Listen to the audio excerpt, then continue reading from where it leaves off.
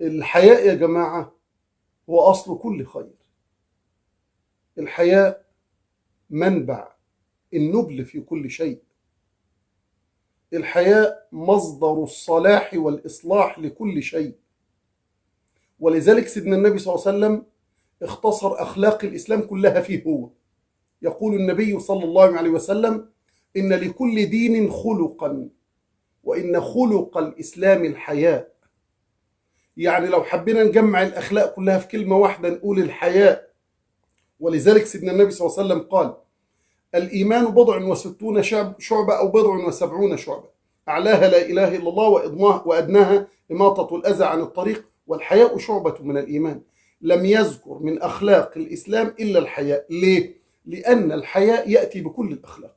من استحيا أن يكون جاهلا كان عالما، من استحيا أن يكون بخيلا كان كريما، من استحيا أن يكون كذابا كان صادقا، من استحيا أن يكون فقيرا كان غنيا، وهكذا. فالحياء يأتي بكل شيء. وسيدنا النبي صلى الله عليه وسلم قال: الحياء لا يأتي إلا بخير، بشرط إنه ما يكونش حياء يضيع الحقوق، ولا حياء من أمر بمعروف ونهي عن منكر، ولا حياء في طلب العلم، لأن ده حياء يرفضه الإسلام. ما عدا ذلك الحياء لا يأتي إلا بخير. سيدنا النبي صلى الله عليه وسلم قال: إن مما أدرك الناس من كلام النبوة الأولى إذا لم تستحي فاصنع ما شئت. كأن الحياء المعنى إذا لم تستحي، يعني الإنسان إذا لم يكن عنده حياء فعل أي شيء. أدي معنى. المعنى الثاني إنه الحياء هو الضابط للفعل وعدمه. يعني قبل ما تعمل العمل غمض وتخيل إنك عملته، لو عملته مش هتستحي منه اعمله، وحسيت إنك هتستحي منه ما تعملوش. يبقى صار كأن الحياء هو الضابط في الفعل وعدمه. سيدنا النبي صلى الله عليه وسلم يقول: استحيوا من الله حق الحياء. قالوا: نفعل ذلك يا رسول الله. قال: لا، من استحيا من الله حق الحياء فليحفظ الرأس وما وعى، والبطن وما حوى، ويذكر الموت والبلى، فمن فعل ذلك فقد استحيا من الله حق الحياء. الرأس وما وعى أفكاره كلها، يعني ما يعيه ويفهمه العقل يبقى مرتبط بربنا سبحانه وتعالى.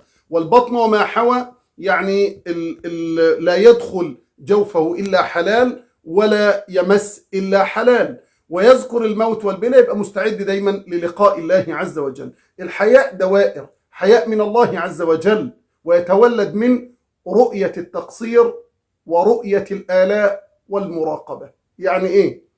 أستحي من ربنا إزاي؟ هرم رؤية الآلاء، نعم كتير قوي، ورؤية التقصير، مقصر جدا جدا، وربنا يراني. الدليل على ذلك: ألم يعلم بأن الله يرى؟ ده ربنا شايفني. طب ونعم ربنا علي لا تعد ولا تحصى. وأسبغ عليكم نعمه ظاهرة وباطنة. والتقصير أنا مقصر جدا، خيري إلى العباد نازل وشرهم إلي صاعد. وفي سيد الاستغفار: أبوء لك بنعمتك علي وأبوء بذنبي. فيأتي الحياء من الله من الهرم ده.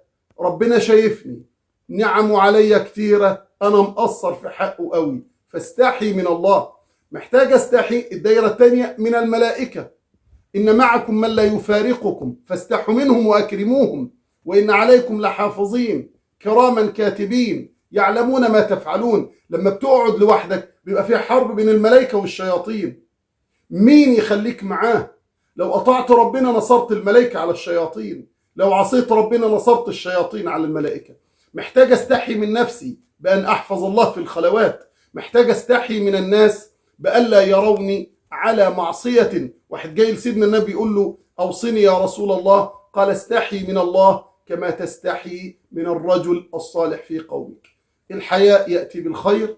الحياء أساس العقيدة، لأن سيدنا النبي قال: الحياء والإيمان قرينان. الحياء سبب في محبة الله، الحياء سبب في رضا الله، الحياء من صفات الله، الحياء من أخلاق الأنبياء والمرسلين، الحياء من أخلاق الملائكة. الحياء أكتر حاجة تصلح دنيانا وتصلح أولادنا، وأكتر حاجة تدخلنا الجنة. يقول النبي صلى الله عليه وسلم: الحياء من الإيمان والإيمان في الجنة. رزقني الله وإياكم وأولادنا وبناتنا وأزواجنا والمسلمين جميعا الحياء، اللهم آمين. شكرا جزيلا. السلام عليكم ورحمة الله.